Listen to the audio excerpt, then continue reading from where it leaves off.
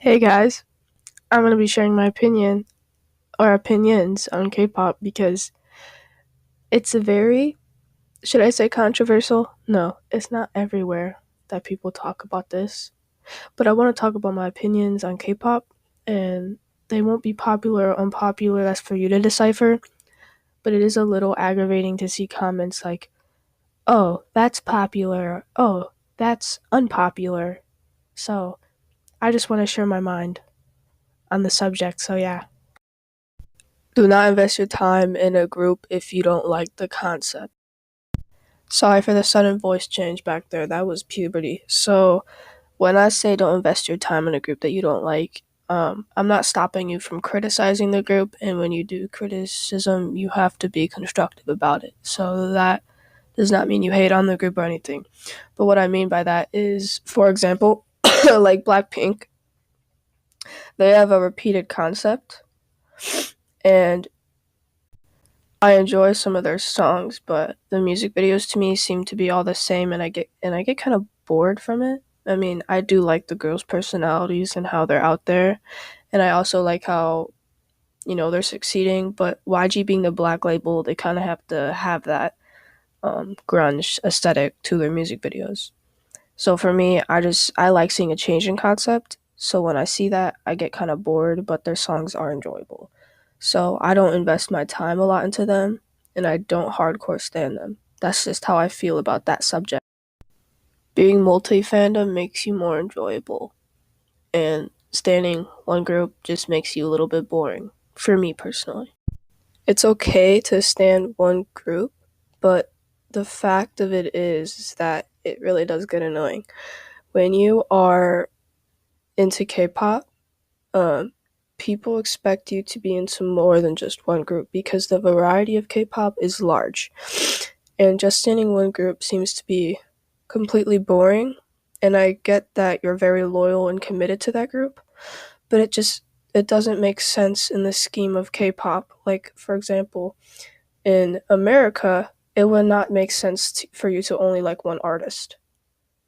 Like I just think you need to like more of that specific genre or more of that specific person. Groups aren't problematic till the fans of K-pop say they are. A lot of K-pop fans are very sensitive, and the standards in Korea are gigantic. So, like a lot of high standards and a lot of low standards in Korea. But when it comes to K-pop, it's like they're not human anymore. They're robots. So when a K-pop idol quote unquote messes up, it's almost like the end of the world is happening.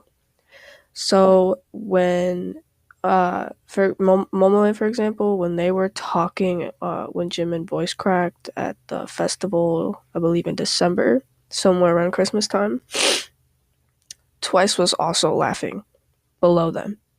So I don't know where all that came from because even before Jimin's voice crack, they had laughed and talked before. They're a very young group and they make mistakes, just like every other group. Every other group has had a past. Every group is going to have a future, and there will be mistakes in between them. So I just think the fans are sensitive and they judge the K-pop idols. The K-pop idols have no say in anything except for pleasing their fans and being who they have with limits. I don't even have a script. I meant to say who they can be instead of who they have. That was dumb of me, but it's just a lot to say.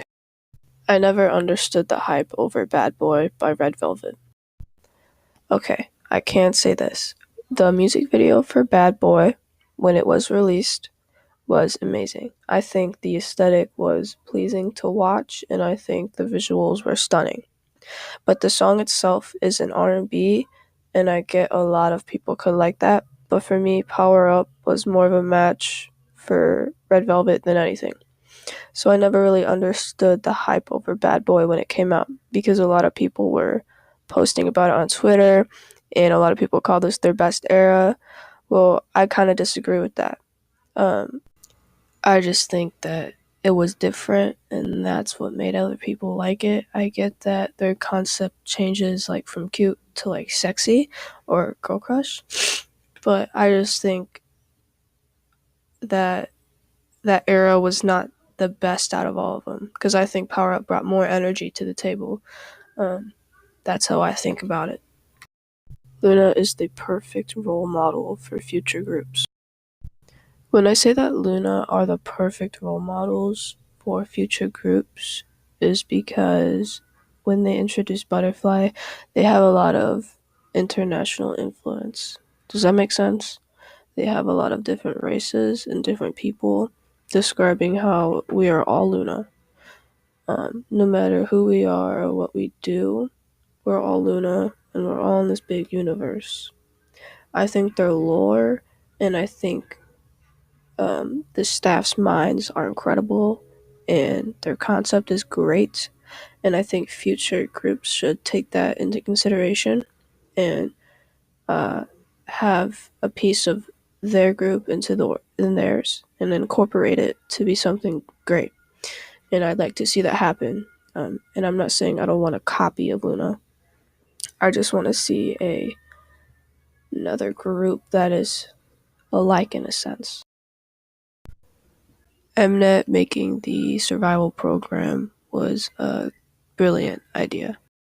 Mnet was smart for this because um, they opened up more of the members to, they exposed them to more companies, basically, who will take them in, and the companies they're under will make them debut because they have proved that they're worthy, and Mnet really do train them very hard.